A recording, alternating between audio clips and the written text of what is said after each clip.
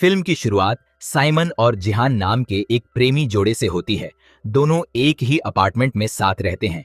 एक दिन साइमन जिहान को अपने पिता के 60वें जन्मदिन की पार्टी में चलने के लिए कहता है। उसका उद्देश्य जिहान का अपने परिवार से परिचय करवाना होता है। घर पहुंचते ही दोनों का स्वागत साइमन की मां करती है।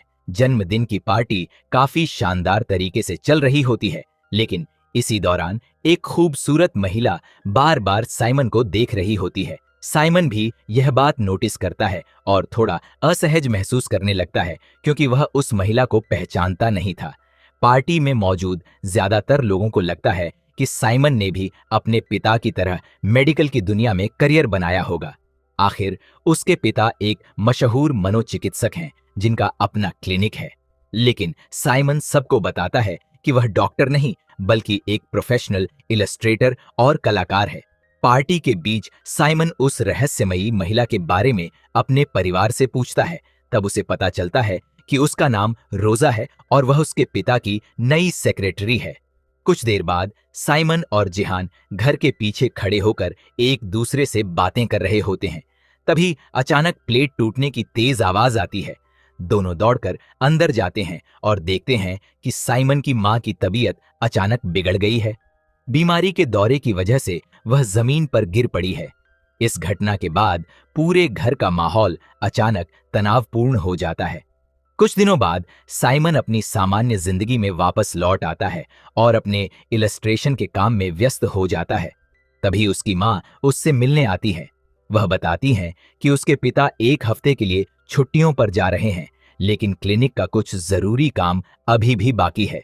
साइमन की मां नहीं चाहती कि रोजा पूरे समय उनके पति के साथ रहे, इसीलिए वह साइमन से कहती हैं कि वह एक हफ्ते के लिए अपने पिता की जगह क्लिनिक का काम संभाल ले और रोजा उसके साथ सहयोग करेगी। शुरुआत में साइमन साफ मना कर देता है। दोनों के बीच इस बात को लेकर बहस भी हो जाती है। साइमन कहता है कि वह अपने पिता के क्लिनिक के काम में दखल नहीं देना चाहता। वैसे भी वह और जिहान एक बड़े इलस्ट्रेशन प्रोजेक्ट पर काम कर रहे हैं, लेकिन जब उसकी मां उसे अच्छी खासी रकम देने का प्रस्ताव रखती है तो साइमन का मन बदल जाता है। उसे भी अपने प्रोजेक्ट के लिए पैसों की जरूरत थी। आखिरकार वह यह काम करने के लिए तैयार हो जाता है। मां के जाने के बाद साइमन जिहान को सारी बात बताता है। वह कहता है कि अगले एक हफ्ते तक उसे अपने पिता की जगह क्लिनिक संभालना होगा, इसीलिए उनका प्रोजेक्ट फिलहाल रोकना पड़ेगा। यह सुनकर जिहान काफी निराश हो जाती है। अगले दिन साइमन पहली बार अपने पिता के क्लिनिक पहुंचता है। छुट्टी पर जाने से पहले उसके पिता उसे सारी जरूरी जिम्मेदारियां और काम विस्तार से समझा देते हैं। वहीं दूसरी ओर रोजा माहौल को हल्का करने के लिए साइमन से बातचीत शुरू करने की कोशिश करती है, लेकिन साइमन उसे पूरी तरह नजरअंदाज करता है। जब वह जवाब देता भी है तो उसके शब्द इतने रूखे होते हैं कि रोजा को बुरा लग जाता है। इस तरह दोनों का पहला दिन बिना किसी खास बातचीत के बेहद अजीब माहौल में खत्म हो जाता है।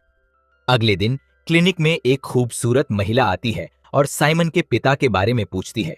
पहले तो साइमन को लगता है कि वह कोई सामान्य मरीज होगी, लेकिन थोड़ी ही देर में उसे पता चलता है कि वह दरअसल एक मसाज गर्ल है जिसे उसके पिता ने बुलाया था। यह बात सुनते ही रोजा का दिल टूट जाता है। उसकी आंखों में आंसू आ जाते हैं और वह चुपचाप रोने लगती है। साइमन पहली बार उसे इस हालत में देखता है। वह उसके पास जाता है और उसे चुप कराने की कोशिश करता है। साथ ही अपनी जेब से टिश्यू निकालकर उसे देता है। लेकिन तभी अचानक ऐसा कुछ होता है जिसकी साइमन ने बिल्कुल भी उम्मीद नहीं की थी। रोजा बिना कुछ कहे अचानक उसे किस कर देती है। साइमन पूरी तरह हैरान रह जाता है और कुछ भी समझ नहीं पाता। उस रात साइमन को बिल्कुल भी नींद नहीं आती। बार बार उसके दिमाग में रोजा का वही किस घूमता रहता है। वह पूरी रात बेचैन रहता है। अगली सुबह जब वह क्लिनिक पहुंचता है तो उसके चेहरे पर साफ घबराहट दिखाई देती है। वह रोजा से कहता है कि जो कुछ भी हुआ उसके बारे में उसके पिता को कभी पता नहीं चलना चाहिए। रोजा बिना कुछ कहे उसकी बात सुन लेती है।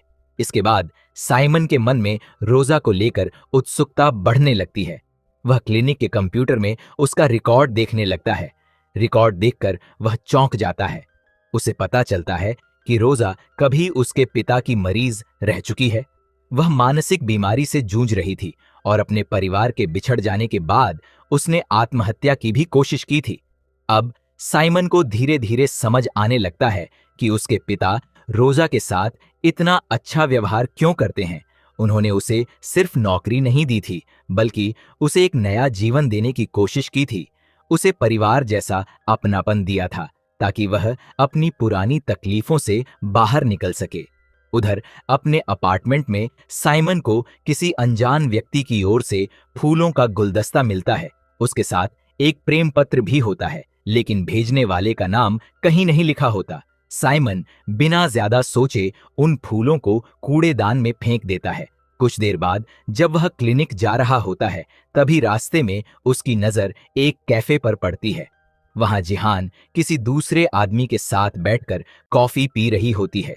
यह देखकर साइमन के मन में जलन और शक पैदा हो जाता है।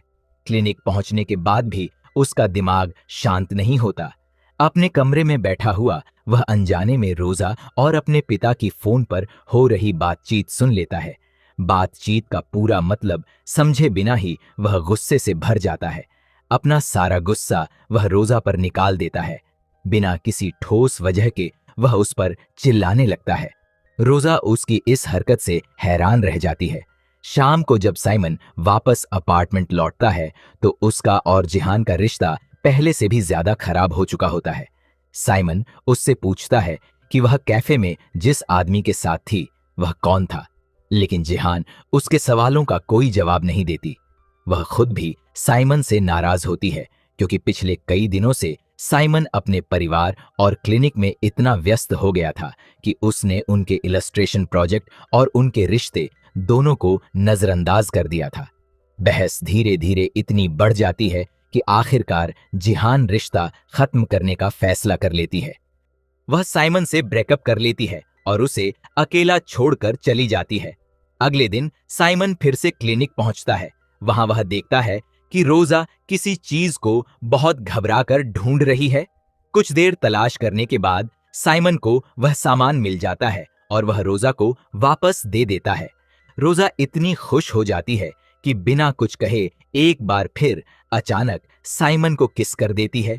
इस बार दोनों को डर होता है कि कहीं कोई उन्हें देख न ले, इसीलिए साइमन जल्दी से रोजा को दूसरे कमरे में ले जाता है। दोनों कमरे में अकेले होते हैं। माहौल पहले से कहीं ज्यादा करीब हो चुका होता है। धीरे धीरे दोनों अपनी भावनाओं पर काबू नहीं रख पाते और उनके बीच की दूरी पूरी तरह खत्म हो जाती है। उस घटना के बाद साइमन की खुशी साफ दिखाई देने लगती है। वह पूरे रास्ते मुस्कुराता हुआ घर लौटता है। उसके चेहरे से साफ पता चल रहा था कि उसकी जिंदगी अब पहले जैसी नहीं रही। उसी रात साइमन जिहान से मिलने का फैसला करता है। वह चाहता था कि दोनों अपने रिश्ते को एक और मौका दें, लेकिन जब दोनों आमने सामने बैठते हैं तो साफ हो जाता है कि उनके बीच की दूरियां अब बहुत बढ़ चुकी हैं। जिहान का फैसला नहीं बदलता और वह दोबारा रिश्ता शुरू करने से साफ इनकार कर देती है। निराश होकर साइमन वापस लौट आता है। तभी उसके मोबाइल पर रोजा का एक मैसेज आता है। वह उसे अपने घर आने के लिए कहती है। मैसेज पढ़ते ही साइमन बिना देर किए सीधे रोजा के घर पहुंच जाता है। दोनों एक दूसरे से मिलते हैं। कुछ देर साथ समय बिताने के बाद वे डिनर करते हैं। बातचीत के दौरान माहौल पहले से कहीं ज्यादा सहज और करीब महसूस होने लगता है। इसी बीच साइमन की नजर घर में रखी एक तस्वीर पर पड़ती है। उस फोटो में उसके पिता और रोजा एक साथ दिखाई दे रहे होते हैं। यह देखकर वह हैरान रह जाता है। धीरे धीरे उसे पता चलता है कि जिस घर में रोजा रह रही है वह भी उसके पिता ने ही उसके लिए किराए पर लिया था। यह सच सामने आते ही साइमन के मन में कई सवाल उठने लगते हैं। उसे लगता है कि शायद उससे कोई बहुत बड़ी बात छिपाई गई है। उसके अंदर गुस्सा, उलझन और खुद को धोखा दिए जाने का एहसास एक साथ पैदा होने लगता है। कुछ समय बाद साइमन अपने पिता से इस बारे में बात करता है। तब उसके पिता पूरी सच्चाई बताते हैं। वे स्वीकार करते हैं कि रोजा केवल उनकी सेक्रेटरी नहीं बल्कि उनकी प्रेमिका भी है। हालांकि जब उन्हें पता चलता है कि अब साइमन और रोजा भी एक दूसरे के करीब आ चुके हैं तो वे कोई हंगामा नहीं करते। इसके बजाय वह शांत भाव से कहते हैं कि अब फैसला रोजा और साइमन को ही करना होगा। उनके पिता यह भी मानते हैं कि अब उनकी उम्र काफी हो चुकी है और शायद वे रोजा को वह भविष्य नहीं दे सकते जिसकी उसे जरूरत है। इसीलिए वे दोनों पर कोई दबाव नहीं डालते और निर्णय पूरी तरह उन पर छोड़ देते हैं। सबसे हैरानी की बात यह थी कि साइमन की मां को इस रिश्ते के बारे में बिल्कुल भी जानकारी नहीं थी। उन्हें अपने पति और रोजा के संबंध की कोई खबर नहीं थी। इन सब घटनाओं के बाद साइमन एक बार फिर जिहान से मिलने जाता है। वह आखिरी बार अपने रिश्ते को बचाने की कोशिश करता है, लेकिन जिहान अपने फैसले पर अडिग रहती है। वह साफ कह देती है कि अब उनके बीच पहले जैसा कुछ भी नहीं बचा है। अपनी जिंदगी में लगातार हो रही इन घटनाओं से परेशान होकर साइमन कुछ समय के लिए सबसे दूर जाने का फैसला करता है। वह अकेले रहने और खुद को समझने के लिए घर छोड़ देता है। समय बीतता है और लगभग 1 साल बाद साइमन दोबारा अपने पिता के घर लौटता है। वहां पहुंचकर वह देखता है कि पूरा परिवार एक साथ बैठा हुआ है। उसी दौरान उसकी नजर रोजा पर पड़ती है, जो अपनी गोद में एक छोटे बच्चे को लिए हुए होती है। साइमन को पता चलता है कि उसके जाने के बाद रोजा गर्भवती हो गई थी और अब उसने एक बेटे को जन्म दिया है। शुरुआत में साइमन के मन में यह सवाल उठता है कि क्या यह बच्चा वास्तव में उसका ही बेटा है, लेकिन तभी बच्चा रोने लगता है। जब साइमन उसे अपनी गोद में उठाता है तो वह तुरंत शांत हो जाता है। उस पल साइमन की सारी शंकाएं धीरे धीरे दूर होने लगती हैं। उसे एहसास होता है कि उसकी जिंदगी अब पूरी तरह बदल चुकी है। अब वह केवल एक बेटा या प्रेमी नहीं, बल्कि एक पिता भी बन चुका है। इसी भावुक पल के साथ फिल्म समाप्त हो जाती है। अगर आपको यह कहानी पसंद आई हो तो वीडियो को लाइक करें, चैनल को सब्सक्राइब करें और ऐसी ही नई फिल्मों की कहानियां देखने के लिए बेल आइकन जरूर दबाएं। मिलते हैं अगली वीडियो में।